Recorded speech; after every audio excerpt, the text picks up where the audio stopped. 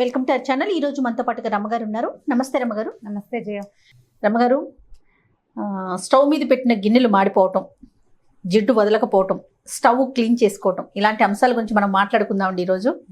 అంటే మనం దగ్గర పెట్టుకుని ఉండాలని చెప్పాను నేను.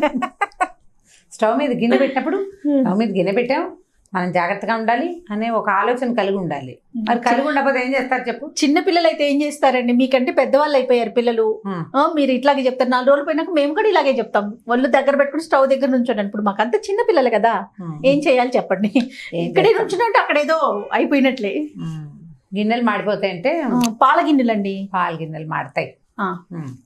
అంటే పాలు పొంగిపోయాక మాడేది ఒక రకం, పాలు పొయ్యి మీదే వదిలేస్తే. నేను నిజం చెప్పను, ఇప్పుడు నా సీక్రెట్ ఒకటి చెప్తాను. నేను 2 గిన్నెలు పారేసాను అలాగా. బొగ్గు చేశారా? అది వదిలేసి వెళ్ళిపోయాను, బయటికి మర్చిపోయాను. మా అబ్బాయి చిన్నప్పుడే. ఓకే, చూసారా? అదే అప్పుడు వాళ్ళు దగ్గర పెట్టుకోలేదా అని అందరు నన్ను తిట్టారనమాట. నువ్వు దొరికావు కదా, నేను నీకు వేస్తున్నాను.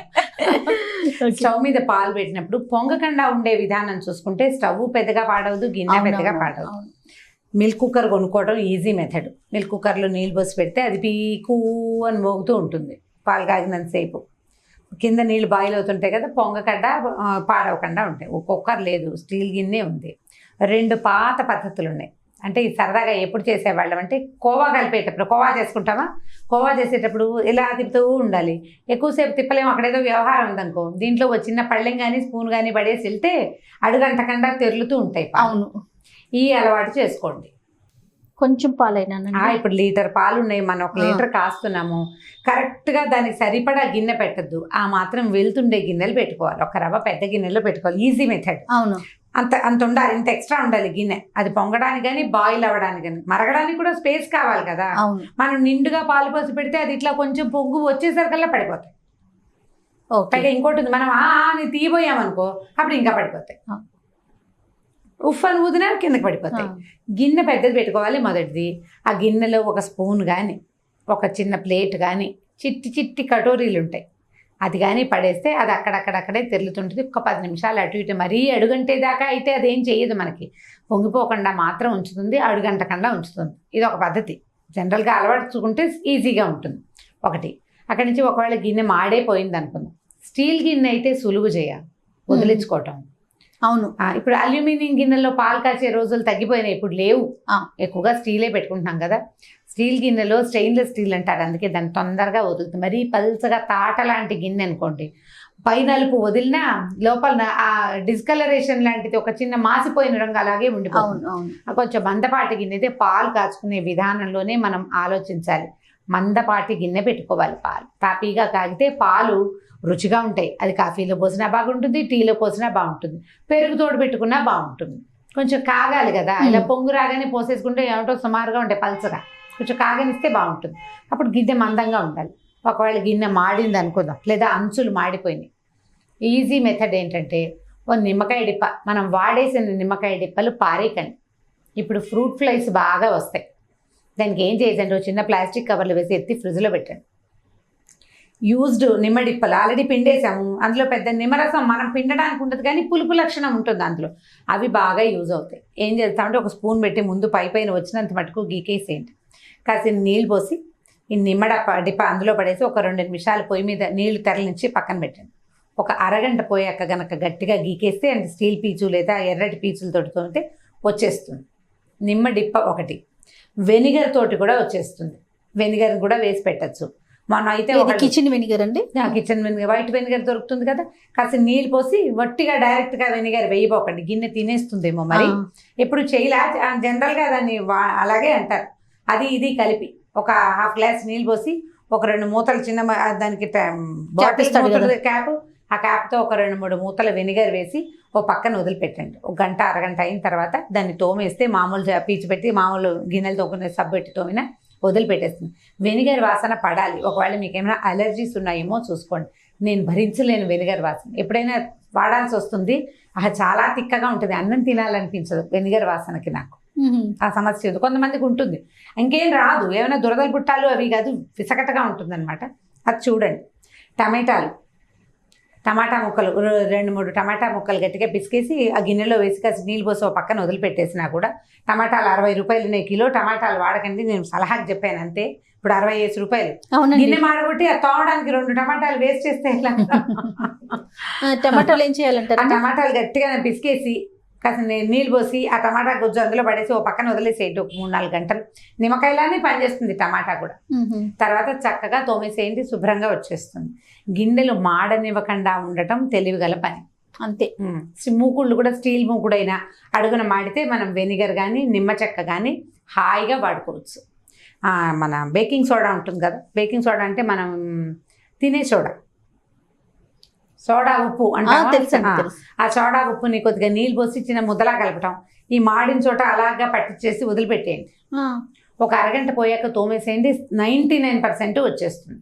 మీరు గిన్నె ఏ లెవెల్కి మాడగొట్ట పనికి రాకుండా మార్చేసామనుకోండి, ఇక అందులో కాస్త మట్టిపోసి చూపించకుండా నిశ్శబ్దంగా భర్తలకు తెలియకుండా జాగ్రత్తగా పారేయండి. ఒకవేళ మగవాళ్ళే వంట చేసేటట్టుతే భార్యామణులు కంటపడకుండా ఆ గిన్నె ఎక్కడో పెట్టాను మర్చిపోయాను లాంటి కబుర్లు ఏమైనా చెప్పి ఈ గిన్నెను తోసేయండి బయటికి అంతే. లేకపోతే నేను ఇంకో మెథడ్ చేశాను, మేము మార్చేసిన గిన్నెలో మట్టిపోసి దాంట్లో కొత్తిమీర వేసుకుంటాం.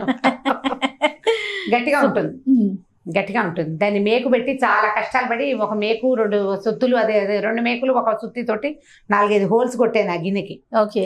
ఆ దాంట్లో అడుగునేవో 4 రాళ్ళు పడేసి ఇంత కోకో పీటేసి చక్కగా కొత్తిమీర పెంచుకుంటున్నాం. బాగానే ఉంది, బాగానే వస్తుంది. రాకేం చేస్తుంది, ఎక్కడేసినా వస్తుంది.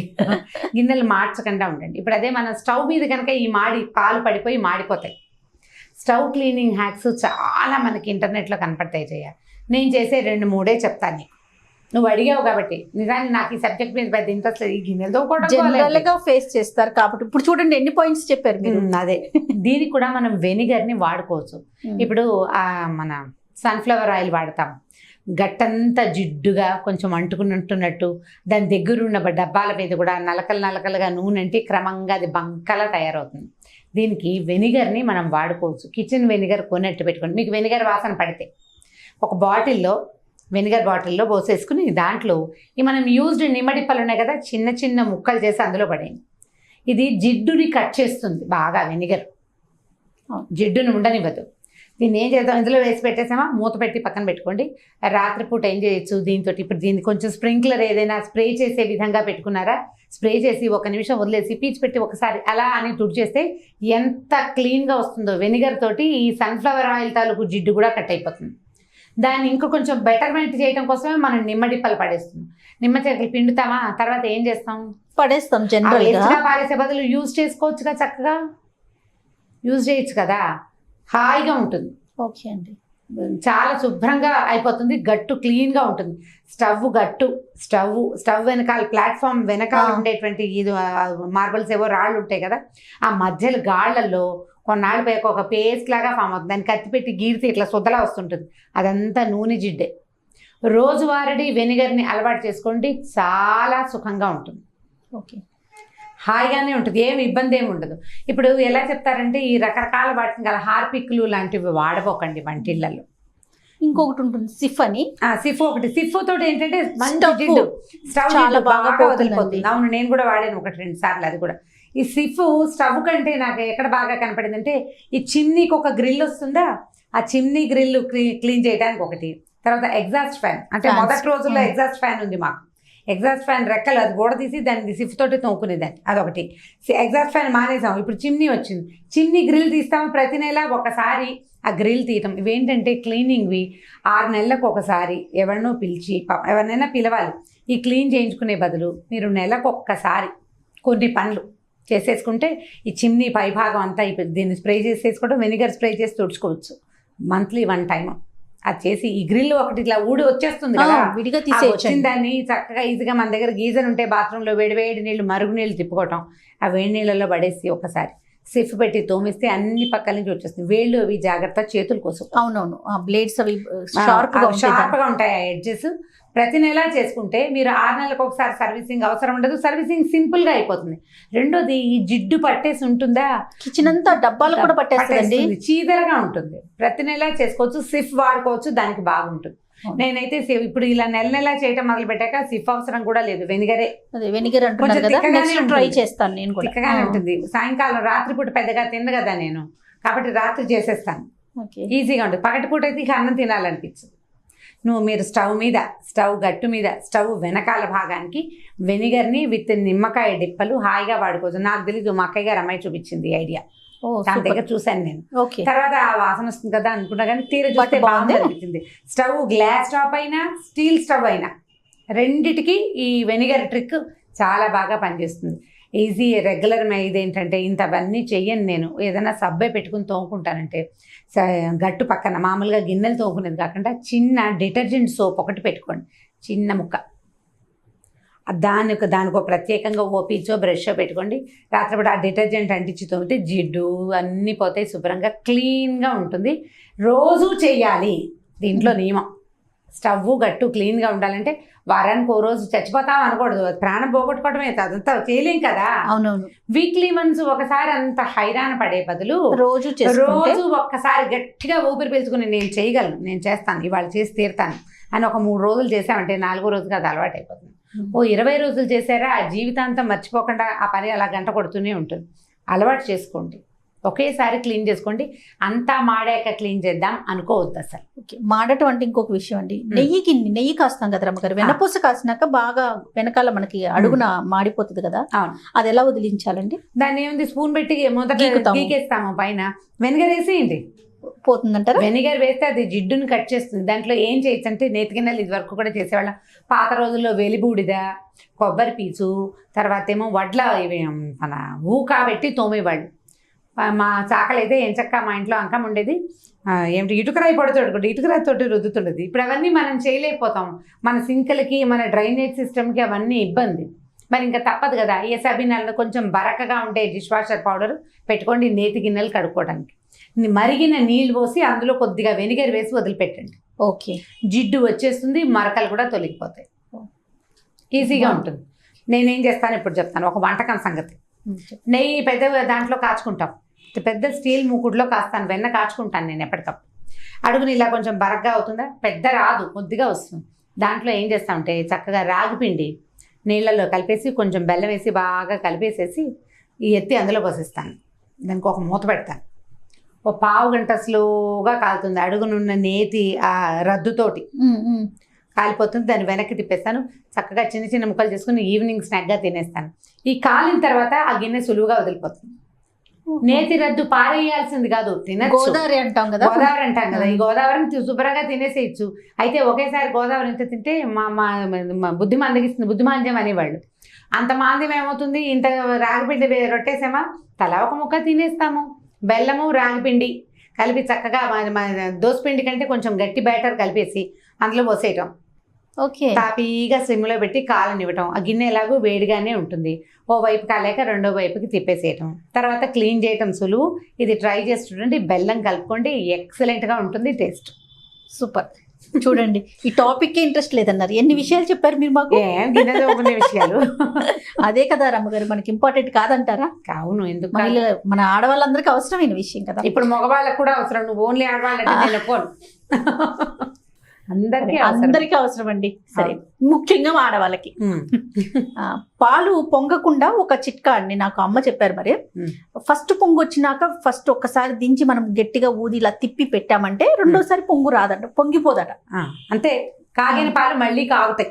అది 1 నిమిషం ఆగి పెడితే. నేను ఇంకో చిట్కా చెప్తాను.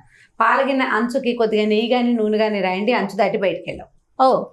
ఓకే, అవునా? కోవా చేసేటప్పుడు చేసేవాళ్ళం అట్లా, అంచు దాటి పైకి వెళ్ళకుండా గిన్నె అంచుకి లోపల భాగం ఒక లేయర్ ఇట్లా ఒక నేర్చుక్క నూనె ఎందుకు, ఎంత వేలకి రాస్తే జిడ్డు ఉంటుంది కదా, అక్కడ దాకా వచ్చాక దిగిపోతాయి. ఓకే, ఇంకొక ఫ్రెండ్ ఒకటి చెప్పారు, మనం దోశ వేసుకుంటాం కదా చెక్కది స్టీలీ కాకుండా దాన్ని అడ్డంగా పెడితే పొంగు రాదటండి. నేను ట్రై చేయలేదు, మరి అది ఏంటో నాకు తెలియదు, బట్ విన్నా నేను. అది ఎంతవరకు కరెక్టో తెలియదు, ట్రై చేయలేదు, ఎప్పుడు చేయలేదు, తెలియదు. దోశ వేసే చెక్కని నాకు తెలుసు, నేను చేస్తాను ఆ పని. ఓకే, ఎక్కువ పాలు పెట్టినప్పుడు కొద్దిగా నెయ్యి రాసి వదిలేస్తే అది అక్కడక్కడే మరుగుతూ ఉంటుంది, కింద పడకండి.